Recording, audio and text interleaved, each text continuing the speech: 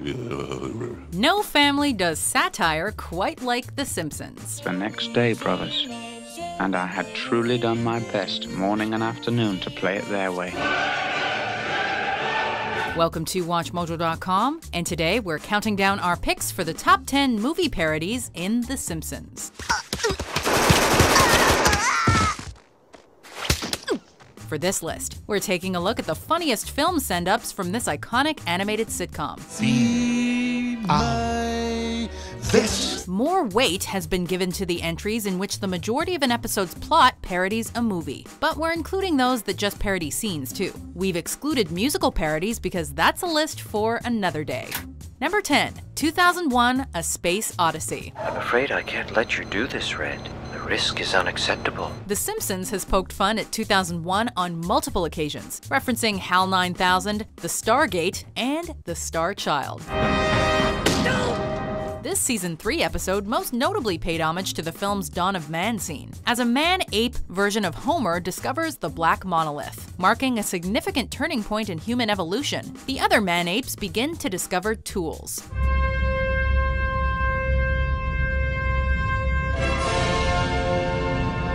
Homer, however, merely discovers a new napping spot. Despite being a dream sequence, this parody sums up Homer Simpson in a nutshell. He's a primitive creature who will never fully evolve. Based on the way he sleeps, Homer could very well be the missing link between man and ape. Dad, I'm calling about the school talent show. Don't worry, I know it's tonight. Number 9, Alien. Good Lord, it's coming up right behind him. Much like the previous entry, The Simpsons has referenced the Alien franchise multiple times. Santa's little helper assumes the role of the alien here, causing mass hysteria upon breaking into Springfield Elementary School's air ducts. It's up to groundskeeper Willie to save the day, while Principal Skinner monitors their activity via scanner. The visuals and music wonderfully mimic the claustrophobic suspense from Ridley Scott's original film. Dallas, are you sure there is no sign of it? I mean, it is there. It's gotta be around there. Of course, Bart's lovable mutt isn't nearly as threatening as a xenomorph. So the greased Scotsman fortunately doesn't meet the same grim fate as Dallas. Dallas? Superintendent Chalmers really should have made way for Willie, though. Make way for Willie! Number 8, The Great Escape. Don't like to nap, eh?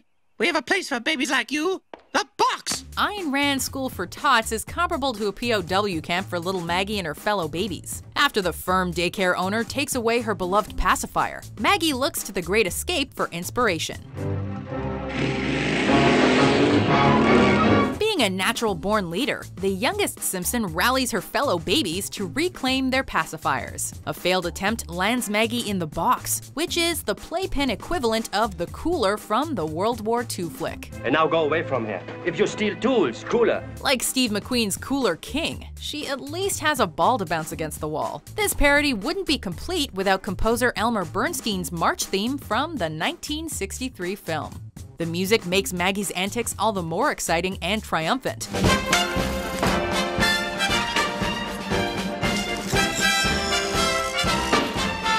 Especially when she finally snatches the keys to liberation. Maggie, time to go to the...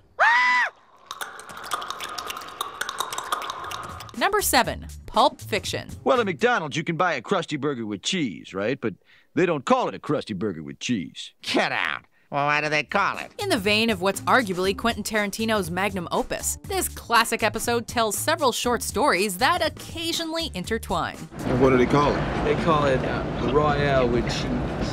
Royale with cheese. The episode literally turns into a Pulp Fiction parody, following a conversation about fast food items. Quarter pounder with cheese? Well, I can picture the cheese, but Chief Wiggum is still hungry after consuming his Krusty Burger with cheese and crusty, partially gelatinated non-dairy gum-based beverage, prompting him to get some donuts. Well, I know what I'm getting. Some donuts. Help me out of the booth, boys. Matters take an unexpected turn when Jailbird Snake crashes into the bumbling police chief. Hold it right there. Like Butch and Marcellus Wallace, both men wind up at the mercy of a shady store owner. Before Zed can show up, however, the last person you'd expect comes to the rescue. Hey, Dad, can we get this, please? Way to get medieval on him, Milhouse. I ain't through with you by damn sight. I'ma get medieval on your ass. Number 6. Citizen Kane. I want my Teddy. Charles Foster Kane and Charles Montgomery Burns have a great deal in common. Oh, it's you. Aside from being incredibly wealthy and sharing the same first name, both men were deprived of a proper childhood. Be careful, Charles. Okay. Pull your muffler around your neck, Charles. Okay, night. Instead of a sled called Rosebud, Mr. Burns' loss of childhood innocence is epitomized through a teddy bear named Bobo. Realizing how empty he is inside, Burns sets out to reclaim his long-lost teddy, which has come into Maggie's possession. Maggie, I'm trying to watch TV. Put that moldy old bear down. In addition to being a funny parody, this episode also encompasses the same poignant moral behind Citizen Kane. All the money and power in the world can't buy everything. Just money doesn't mean anything. Once Mr. Burns learns this valuable lesson, he's finally reunited with his beloved bear. Temporarily, anyway. My beautiful Bobo. I promise I'll never leave you behind again. Number 5. Terminator 2: Judgment Day. Hey, what's up for today, Nettie? After years of loving thy neighbor, Ned Flanders finally wins over Homer Simpson. Ned's friendly nature blows up in his face, however, as Homer gets too close for comfort. Oh, okay. When it comes to spending time with his new best buddy, Homer is even more determined and unyielding than the T-1000. The Flanders family eventually makes a break for it, but that doesn't stop the oblivious Homer from pursuing them. Nettie? Nettie! With a couple of golf clubs substituting for liquid metal arms, he latches onto their car in the midst of a high-speed chase.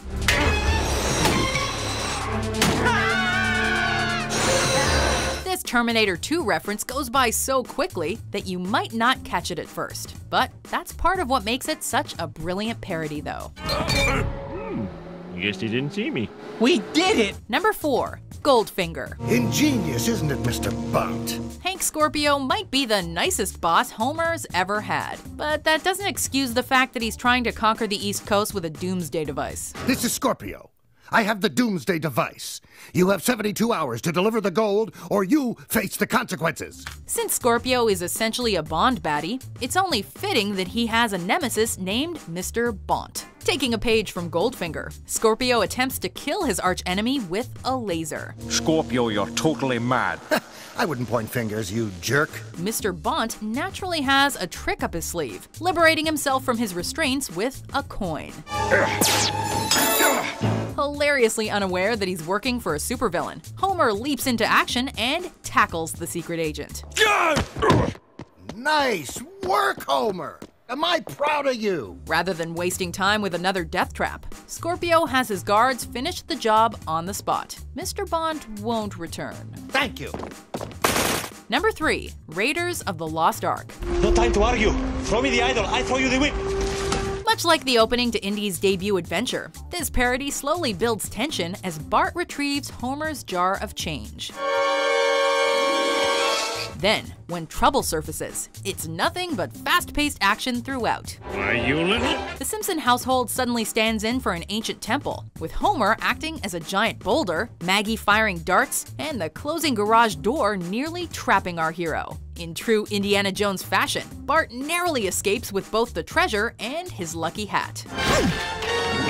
John Williams' unforgettable musical score is the cherry on top of this priceless scene, which manages to be exhilarating, inventive, and hysterical all at once. Number 2. Cape Fear.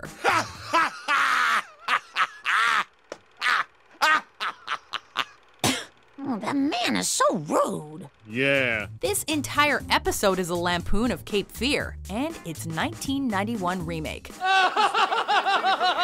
Both of which center on a convicted criminal who stalks a family after being released from prison. Looking to get even with Bart once and for all, a tattoo-riddled Sideshow Bob begins to channel Max Cady. Oh, really? Now that's too much. Sideshow Bob! He confronts the Simpson family in a movie theater and hitches a ride under their car. I love these speed bumps. Bob and Max also notably share the same theme music by composer Bernard Herrmann. if you're not familiar with Cape Fear, this Simpsons episode will still have you laughing every minute. Hello, Mr. Thompson.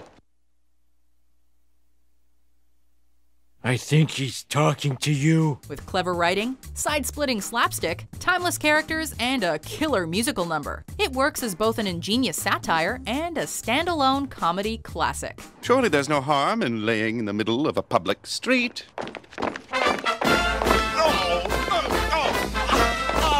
Before we get to our top pick, here are some honorable mentions.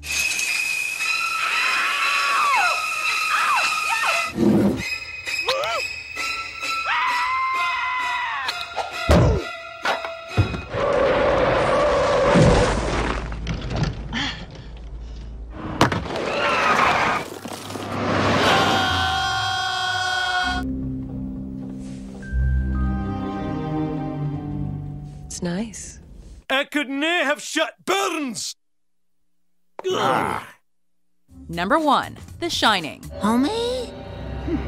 What he's typed will be a window into his madness. The annual Treehouse of Horror special always makes leeway for plenty of spooky satire. That's odd. Usually the blood gets off at the second floor. If we had to single out one segment as the absolute best, though, it would have to be this send-up of Stanley Kubrick's psychological horror tour de force. Here's Johnny! Upon being hired as winter caretakers of Mr. Burns' mountain lodge, Bart discovers that he possesses a power known as the Shining. Shinning. You read my thoughts. You've got the shinning. You mean shining? Shh! You wanna get sued? Meanwhile, the lack of TV and beer make Homer a dull boy. In other words, he goes crazy. Go crazy? Don't mind if I do! This segment has one great reference after another. From the blood in the elevator, to the creepy twins in the hallway, to the immortal line, "Here's Johnny." Here's Johnny! Don't! With every passing second, the urge to laugh just keeps rising. Scaredy cat. Do you agree with our list? Stole, made up, what's the difference? What's your favorite film parody in The Simpsons?